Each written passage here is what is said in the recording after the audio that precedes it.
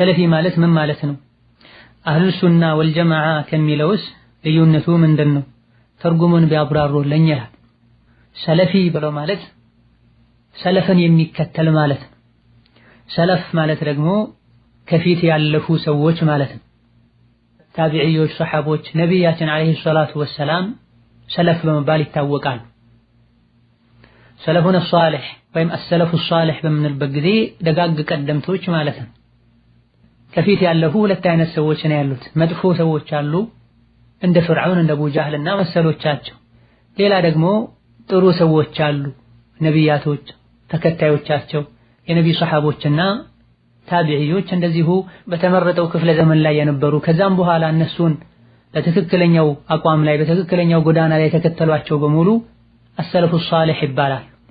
የነሱን የደጋግ ቀደምቶችን መንገድ የሚከተል ሰው ሰለፊ ይባላል። ያው ያ ኒስባን መካ ሀገሩ መካ እንደሚባለውና የመካ ሀገር ሰው ደግሞ መኪ እንደሚባለው ማለት ነው። ከአህለ ሱና ወልጀማዓ ጋር ልዩነቱ ምንድነው የሚለውን በተመለከተ በመሰረቱ ተቀራራቢ ነው። ሱናን የሚከተል ሰው ሱኒ ይባላል።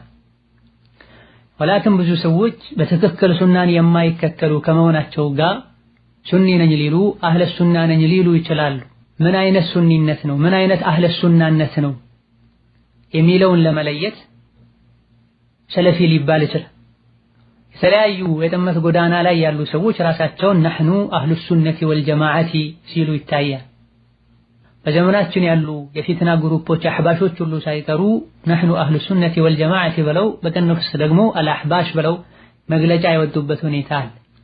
ዑሙመን ማዕናቸው ተቀራራቢ ነው። አህሉ ሱና ወልጀማዓ ማለት ሱናን የሚከተሉ ሐቅ ላይ አንድ የሆኑ የተሰባሰቡ ማለት ነው። ትክክለኛ አህለ ሱና ወልጀማዓ የሆነ ሰው ሁሉ ሰለፊ ነው፣ የደጋግ ቀደምቶችን መንገድ የሚከተል ነው። ፊዕለን በትክክል አህለ ሱና እስከሆነና አህለ ሱና ማለት ምን ማለት እንደሆነ አውቆ መንገዱን እስከተከተለው ድረስ የሰለፎችን መንገድ መከተል እንደሚቻል ራስን ወደዛ ማስጠጋት እንደሚቻል ኢብኑ ተይሚያን ጨምሮ በርካታ የዲን መሪዎች ረሂመሁሙላህ ተዓላ ጠቅሰዋል።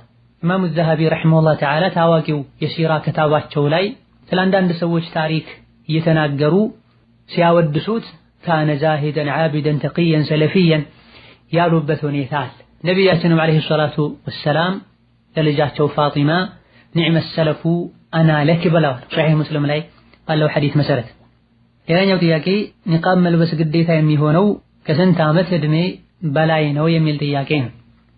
ኒቃብን ማድረግ ዋጅብና ግዴታ የሚሆነው የትኛውም እስላማዊ ግዴታ አንድ ግለሰብ ላይ ዋጅብ የሚሆንበት